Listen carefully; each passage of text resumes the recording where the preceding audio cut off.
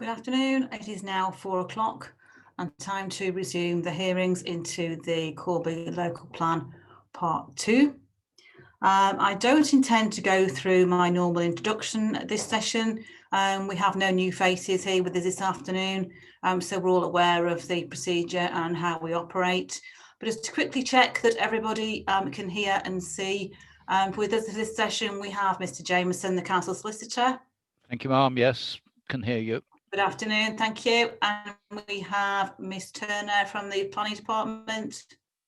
Yes, thank you. I probably should have said it was Mrs. I think we lost connection when we did that bit before. Oh, sorry. I do apologise, sorry. Okay, that's fine, Mrs. Turner. Right, this afternoon's session is matter 11. It's an interesting one in that we're covering other matters, implementation and monitoring, which is normally a session that you would tend to have at the end of a series of examination hearings, which is a bit of a mop-up session really, just to pick up on anything else that needs to be discussed. As we have time this afternoon, then we're going to address it now. So it will only be a short session, and I'm sure we will progress through it fairly quickly. The key area that I want to discuss this afternoon really relates to other policies and whether or not there are particular areas that should be addressed in the Part 2 local plan. In particular, as my MIQ suggests, the issue of heritage policies. Now, this is very important in that we have obviously correspondence from Heritage England, was suggesting that the plan is not sound. Without further ado, invite Mrs. Turner just to address this particular point. And could you help me with understanding of the council's position on this particular issue and why you feel that additional heritage policies are not required to make the plan sound? Yes, thank you. We prepared a statement of common ground with Historic England, which addresses this and the other point that we come on into the retail matter. Historic England have maintained within their responses that they feel that there should be a local heritage policy, but the council feels that because the JCS, the Adopted School Strategy, sets out a positive strategy for the conservation that's in accordance with the NPPF, we feel that it's not necessary to have a locally specific policy that would duplicate this. The inspector's report into the examination of the JCS states that policy 2 contains clear criteria, which we feel is not necessary to duplicate, especially given that the NPPF expects local plans to be succinct and avoid any unnecessary duplication. So the council does consider that JCS Policy 2 sets out a positive strategy for the conservation and enjoyment of the historic environment that's not necessary to duplicate in the Part 2 local plan. We have considered this. We've taken the same approach as Wellingborough have in their adopted local plan, which is the same approach that's being taken by Kettering in their recently submitted plan. So it's considered that, yeah, we've taken a similar approach to other Northamptonshire authorities, and that policy 2 of the JCS provides sufficient framework. Right, I understand that consistency point with other authorities that are covered by the Joint Core Strategy, and I think that is an important point. Now, Heritage England have said that the plan isn't consistent with national policy, and they make reference to paragraphs 193 and 197 of the framework, their argument being that the plan isn't consistent because it needs to include the need to set up a positive strategy for the conservation and enjoyment of the historic environment. It needs policy in place to conserve heritage assets in a manner appropriate to their significance, and I need to consider non-designated heritage assets as well in particular. So what's your response to that?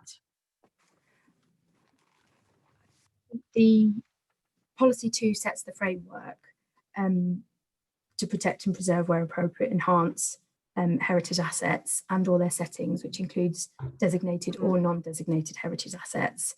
But for clarity, we've included all designated heritage assets within Appendix 2 of the plan, along with non-designated heritage assets, to help in implementing JCS Policy 2 locally. I'll come back to that point in a minute, because I want to check that. That's in your hearing statement, but we'll come to that in a minute. But in terms of Policy 2, sorry to interrupt you. In terms of Policy 2, how does that relate to non-designated heritage assets? Could you just expand on that for me, please?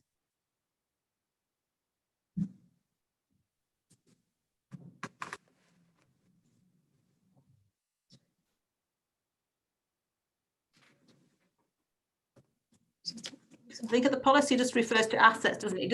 It doesn't distinguish between designated or non-designated. Yes, yeah. Yes, which I suppose the fact that it doesn't distinguish, we've treated it by default as covering both. Right. I think that's a good point, because I think that maybe Heritage England may not appreciate that in coming to their comments, because it isn't specific. And clearly Policy 2 of the JCS was formulated prior to the current framework. But even so, there were still reference in the 2012 framework to non-designated assets. Right, that's an interesting point to make. Now that's helpful, thank you. So there is coverage at strategic level for non-designated heritage assets, effectively. Yeah. Can I come to the point you made about your Appendix 2 and what is in there? Your paragraph 2.3 of your statement, where you're saying that all designated heritage assets are identified in Appendix 2 and displayed along with non-designated heritage assets on the Part 2 plan. Can I just be clear which assets you're referring to then? Yes, I think we possibly included some of them as a modification, so I'll just double check.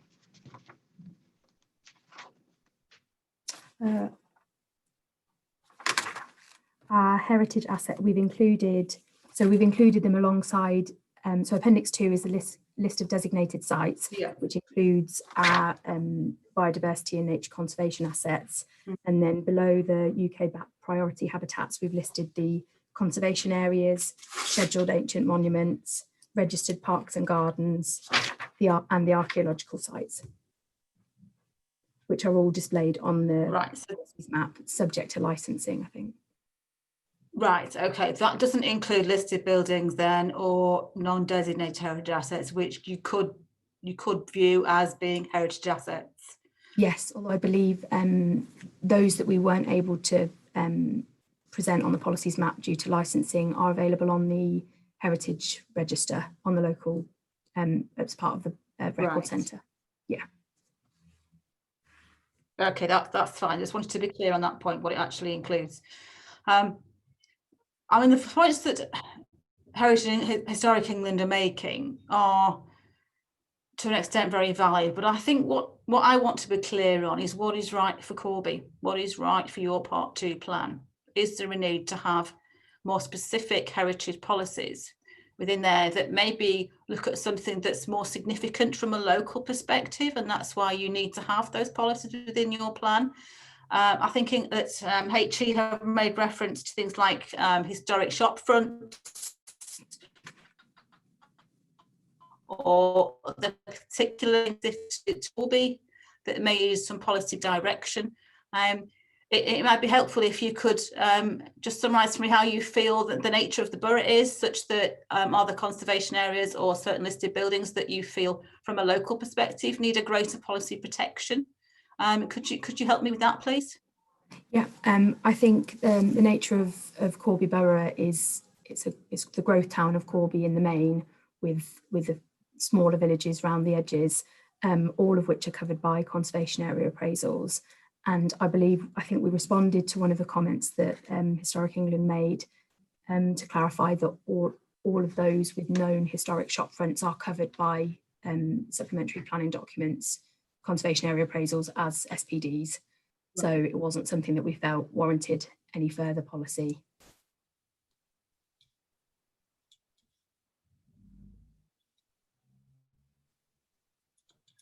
Right, okay. In particular, for my benefit, which conservation areas are we referring to here?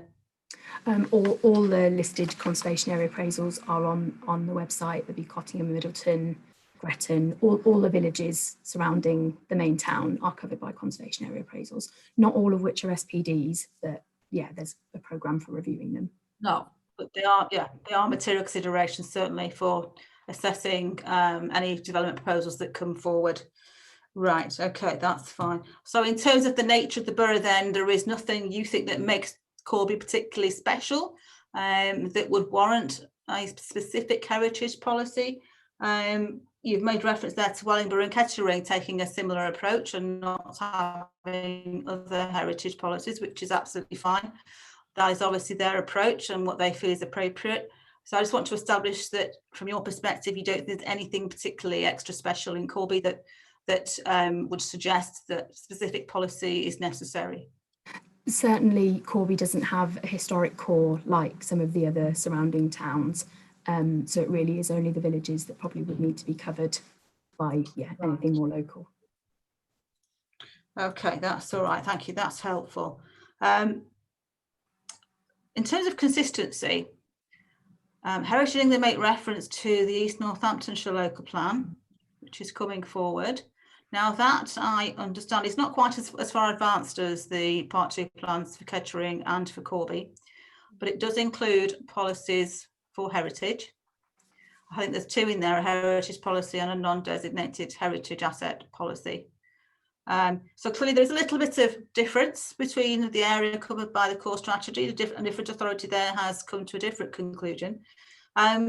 What's your view on that? Do you think that has any implication or any bearing on your approach? I think it does. Yes, I mean East Northamptonshire district is far more rural in nature. There's many villages and older market towns. So the main growth town of Corby is a new town. So it certainly doesn't have those historic elements of some of the surrounding market towns. Okay, all right, that's fine. Thank you. Mum, I've got my hand up, I think, I hope. Sorry, yes, Mr. Jameson, you do. Yeah, I haven't got the participant screen up. Yeah, sorry. No, I know. It's by all means. It's confusing. You add to the discussion. Well, it's simply that there is a consistency point. My take would be it's not whether there is anything special about Corby, but you've had the response to that. It's whether there is anything different in Corby which would warrant a different approach from, I take Wellingborough because Wellingborough's been through the examination process, been found and been adopted.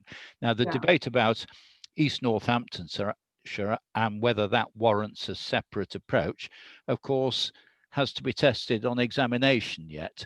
But absolutely, you know, and we don't know what view an inspector will find about that, and he may say it's justified on the basis of the answer that you've got, that it's a very different district. But for my part, I'd find it quite difficult, and I was at the Wellingborough local plan examination and the joint core strategy examinations. It would be difficult in the interests of consistency to try and identify in a Part 2 plan for Corby, which is a daughter plan to the JCS, why a different approach was taken, and one would be left scratching around trying to find, there would be arguments that assets in Corby perhaps were more important than assets in Wellingborough because you've got a specific plan, and there isn't an evidence base to support that, I would suggest. That was all I wanted to say, ma'am. Thank you. No, that's helpful. Thank you, Mr. Jameson. No, that's a good additional point. Yes, I don't know whether you've seen the draft policy for East Northamptonshire, but I did have a look at it. And what it is actually doing is creating criteria for a local list. So it's taking quite a different approach to that of Wellingborough and Kettering. Now, clearly they feel that there is a need for that. But that's a matter for them. And as you say, it's early days for them. It hasn't gone through the full process yet and needs to be examined. But I do take your point on the consistency issue. Yeah, thank you. It'll be interesting to see what the JPU have to say about that approach. There may be a justification which is which I'm not aware of, set out in some paper from the Joint Planning Unit. But yeah, it remains to be tested. Yeah. Yeah. Okay. Thank you, Mr. Jameson. Right. Well, I think that probably concludes the discussion I need on that particular element. So if we move on to my second question in the MIQs, which really related to design standards and the need of justification for further local design standards to ensure that there is clear design vision and applicants are clear of expectation. So I value on whether or not the party local plan meets the requirements of paragraph 125 of the framework in this particular regard.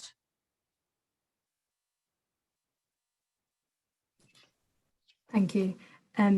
Yes, we consider that the JCS in Policy 8 sets out clear expectations for the design of new development and how these should be achieved, which includes the place shaping principles, which provides a checklist of the key issues that need to be considered by applicants and decision makers.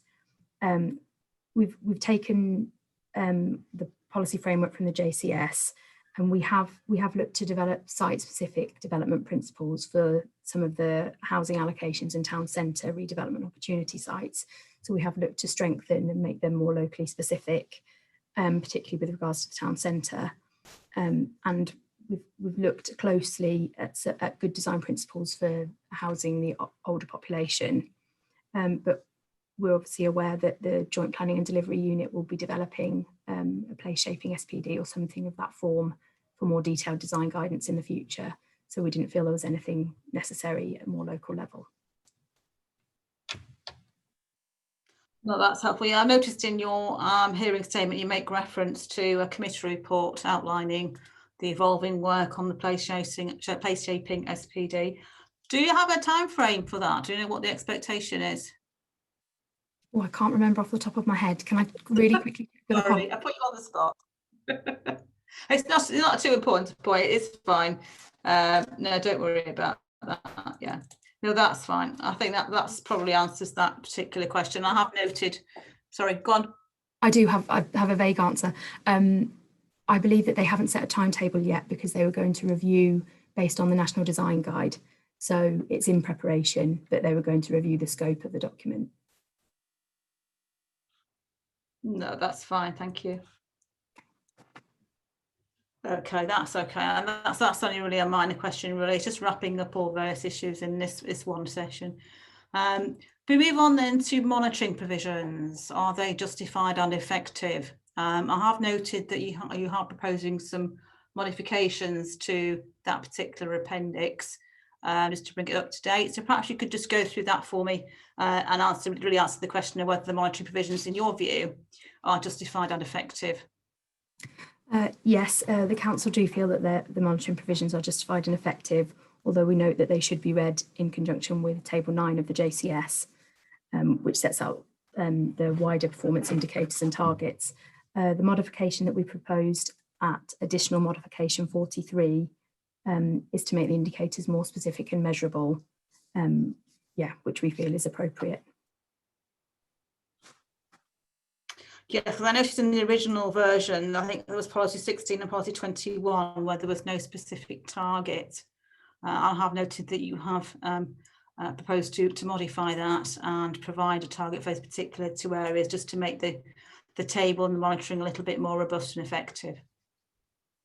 Yeah, no, that's helpful. Thank you. Okay, and finally on that, I think I raised the issue with the changes to the use classes order that came into effect at the start of September, and the need for any other modifications to the party local plan to take account of that. And I see you are proposing further changes to the monitoring table just to address those particular changes in terms of retail and employment use the documents, rest of the policy document, to look at whether there are any other parts that require changes to reflect the use class order modifications. So I have seen that, and I am quite happy with the information that you provided on that particular aspect. Is there anything else you want to mention in relation to that at this stage? No. I think No, I don't think so. No, okay. No, not from me either. Thank you. Okay, that's helpful. Thank you, Mr. Thank you. This is a bit of a wrap-up session, really. Now, there's one thing I want to mention while we are here, just in this particular juncture, and that really relates to the policies map. Now, I do accept that as an inspector, I am not here to examine the policies map, and this is just really some further guidance for the authority to consider in putting the plan together, really.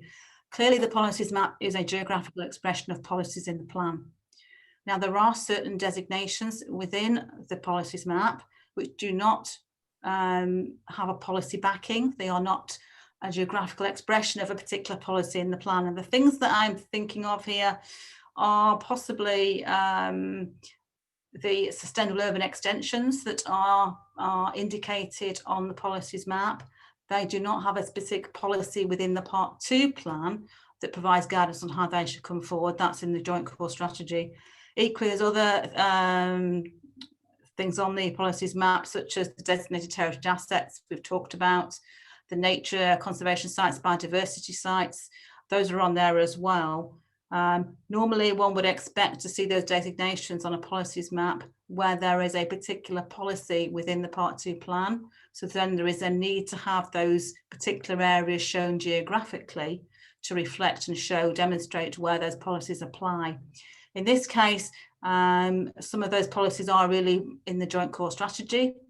So I'm not saying they shouldn't be on the policies map, but I think you just need to think carefully about how you reference their appearance on the policies map. I think in some parts of the drafting of the Part 2 plan, there is reference to things being shown on the policies map, such as the nature conservation areas, the biodiversity areas. I think it's just a question to be careful and for you to review in due course how you make reference to those particular notations on the policies map. There is something within the document that makes reference to them. If there isn't a policy backing to them, that there is something that makes reference to heritage assets shown on the policies plan or biodiversity assets shown on the policies plan, just so that there is a connection between the two. I think that's all really I need to mention to you today. Sorry, was there a comment there? No, sorry, I was just double checking because I think we did propose a modification to paragraph 2.7, which is just in the introductory chapters, where we do acknowledge we acknowledge that we've included some of the heritage assets within Appendix 2, but we don't mention the policies map. So it was really just double checking. No, well, there is actually a section, isn't there, within the document that looks at the policies map. I'll just locate it. Just bear with me a second. Yes, it's on page 12, paragraphs 1.17 and 1.18. The policies map is referenced there, and there is a little bit of text about it and what it shows. It might simply be a question of just reviewing that paragraph, just to make sure that these things are covered. It's just a very minor point, really, for you to review, not as per se, but it's something just for you to have a look at and assess. Okay. Right, so I think that's probably all we need to cover in this session. I know it's been quite short. As I said, it's probably really just a mop-up session, really, just to look at other minor things that we need to address, but are equally important. So thank you, Mrs. Turner and Mr. Jameson, for your participation and help this afternoon. I think that's all we need to take forward on this particular session. So I will now adjourn today's session. We are back again tomorrow at 9:30, where we continue looking at housing policies. So thank you, everybody, again for your participation this afternoon. Thank you very much, Matt.